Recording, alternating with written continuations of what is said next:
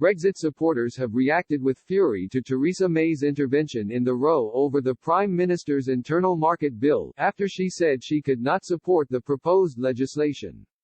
The former Prime Minister used a rousing speech in the House of Commons this afternoon to rip apart Boris Johnson's proposed legal framework. The Conservative MP said the Brexit bill would cause untold damage to the UK and threaten the future of the Union. Mrs May told the Commons, "I cannot emphasize how concerned I am that a Conservative government is willing to go back on its word, to break an international agreement signed in good faith and to break international law." She accused Mr Johnson's government of acting recklessly and irresponsibly without thinking of the long-term consequences by its willingness to breach international law.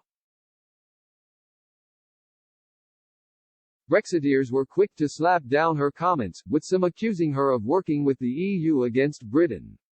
One person tweeted, "You seriously think Margaret Thatcher would have colluded with the EU to turn the UK into a vassal state?" Another said Mrs May's warning proved she was still fighting hard for the EU.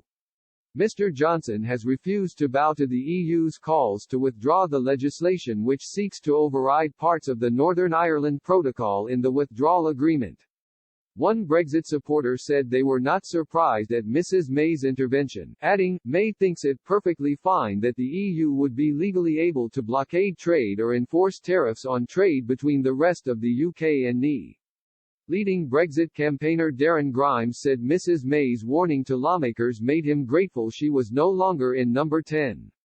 He said, "With each passing day I am so completely and utterly delighted that Theresa May is out of office."